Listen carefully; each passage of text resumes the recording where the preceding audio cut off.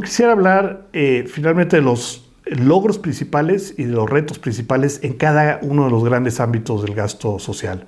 Empezando por el ámbito educativo. Ahí lo que hemos logrado básicamente a lo largo del siglo XX y a principios de este siglo, se ha ampliado la cobertura en educación básica de forma muy importante. Hoy en día tenemos educación básica completa, universal. Ese derecho se ha logrado. Si se fijan en la medición de pobreza de Coneval, esa es una variable que ya casi no se mueve, porque ya solo tiene que ver con en qué medida logramos que los adultos, la gente que ya salió del sistema educativo, los adultos, muchas veces los adultos mayores, regresen a alfabetizarse, etcétera, que es una parte pues, crecientemente pequeña, ¿no? ¿Cuál es el reto hoy en día en el ámbito educativo? Pues hay dos grandes retos. Uno es la calidad, como sabemos, y lo que ha motivado intentos de reformas recientes o inicios de reformas recientes, la calidad del gasto educativo. En México, en las mediciones internacionales que tenemos de calidad, pues queda sistemáticamente hasta abajo de la OECD, como otros países de América Latina. No somos los únicos, pero ciertamente no ha habido ahí un progreso importante en la calidad. Es decir, esas asistencias a la educación realmente se convierten en mayores capacidades matemáticas, mejor uso del lenguaje, mejores ingresos. Ahí tenemos un reto. Y el segundo reto bien importante es que realmente donde hoy en día se da la ganancia económica importante de invertir en la educación, en términos de oportunidades económicas para la población, no es ya en educación básica, sino es en educación media superior y superior. Y el acceso, ahí sí la cobertura, deja tú la calidad, la cobertura de esos servicios todavía es muy limitada en los estratos más pobres. En particular, en el caso de educación superior, la probabilidad de que un hogar en el 10 o 20% más pobre de la población pueda acceder a la universidad, hoy en día en México a la universidad pública, es casi cero. Si tú naciste en el 10% más pobre de la población, la probabilidad de que tengas oportunidad de ir a la UNAM, a la UAM, al CIDE, a cualquier institución pública en los estados, es muy baja. ¿Por qué? Pues porque a pesar de que es gratuita nominalmente, en realidad es muy cara la educación superior, porque quiere decir que a los 18 años, a los 17, a los 19 años, cuando tienes unas capacidades productivas importantes, pues tienes que salir de 4 años y quedarte estudiando.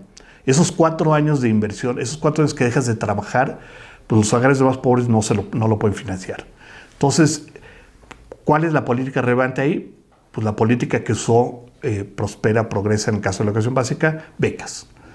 Desafortunadamente hoy en día, a pesar de que estamos gastando crecientemente en becas educativas y se ha prometido un programa próximo de inversión masiva en becas tanto laborales como educativas, los criterios de asignación que tenemos para todas las becas que no son las de Prospera son muy malos.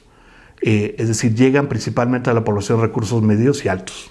Entonces, es bien importante que cualquier esfuerzo, como se está dando de fortalecer esas becas, venga con una mejor identificación de la población más pobre y con una mejor focalización hacia esa población. Es el ámbito educativo. El ámbito de la salud, ha habido gran avance gracias a programas como el Seguro Popular, pero otra vez ahí está el reto del acceso efectivo. Sabemos que en las localidades más pobres, el acceso nominal al Seguro Popular no necesariamente se traduce en un acceso a médicos de calidad, a servicios, a medicinas. Todavía hay un gran problema ahí de acceso real, efectivo. Entonces, ahí lo que tenemos que hacer es implementar políticas que aseguren que el acceso nominal realmente se convierta en acceso, asegurar que la calidad y la existencia de los insumos relevantes se dé en las zonas más apartadas. Eso ciertamente es un gran reto porque no depende del gobierno federal, depende de los estados, porque está descentralizado, y eso es una oportunidad y un gran reto que da para un capítulo distinto, pero es bien importante. Finalmente, casi finalmente, el tema de seguridad social es un tema bien importante porque básicamente tenemos un sistema dual o fraccionado.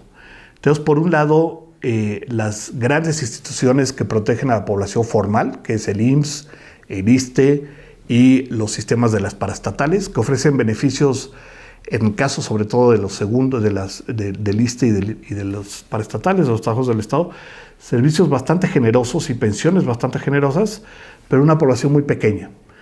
Más de la mitad de la población hoy en día en México no cuenta con seguridad social. Y entonces el Estado lo que ha hecho es que ha creado programas aislados y además desprotegidos, que no son derechos, que una administración nueva podría llegar y borrar perfectamente, no pasaría nada. Bueno, sí pasaría algo porque hay muchos beneficiarios, pero ciertamente no es un derecho como los derechos laborales de la seguridad social. Y ahí es bien importante, uno, que esos se vuelvan derechos adquiridos, y segundo, más importante, que se cree un sistema integral en vez de tener un sistema dual.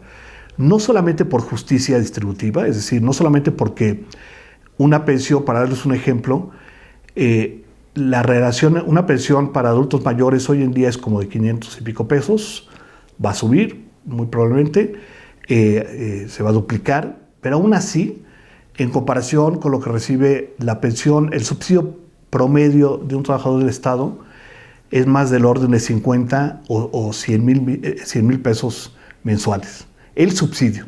Entonces hay una gran diferencia entre lo que como sociedad le damos a un grupo y le damos a otro grupo. ¿Por qué lo hacemos? ¿Cuándo tomamos ese referéndum para hacer esa distribución tan desigual y decir que un mexicano en petróleos mexicanos y un mexicano en el programa de adultos mayores tiene este nivel de desigualdad?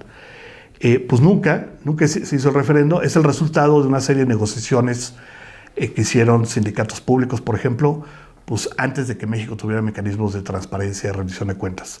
Entonces son cosas que cargamos del pasado y que no se han, a pesar de la transición democrática, todavía no se ha reformado. Ese es un tema bien importante y atenta no nada más, como ya dije, son desiguales, sino también reducen el crecimiento económico, y es un punto bien importante que gente como Santiago Levy ha analizado, que es, pues lo que hace un sistema dual básicamente es que las empresas, los recursos que tiene la sociedad para producir, en vez de quedarse en las empresas más productivas, que son las empresas de mayor escala, con mayor acceso a crédito y a tecnología, que es el sector formal, se mueven al sector informal, que es donde las escalas de producción son de 1 a 5 personas, son changarritos, es lo que vemos en las ciudades de México, es lo que vemos en el campo, cuando vemos al cuate todavía con su tecnología del siglo XIX, plantando en la sierra en vez de tener grandes superficies con capital intenso, etc. Entonces tenemos dos Méxicos, uno altamente productivo y otro de muy baja productividad, de muy baja tecnología, y eso es una de las razones principales por las cuales la productividad y el crecimiento de México se ha estancado. Y déjenme terminar con el tema de políticas contra la pobreza. Ahí ha habido un gran avance también en programas innovadores, como ya mencioné, el de Progresa, programas como el empleo temporal. Se ha mejorado mucho la asignación de recursos hacia los más pobres, pero todavía gastamos un porcentaje muy chiquito. En particular, estamos gastando más o menos un punto del PIB. De esos 14 puntos que dedicamos al ámbito social, un solo punto lo dedicamos en forma dirigida hacia la población más pobre por medio de transferencias.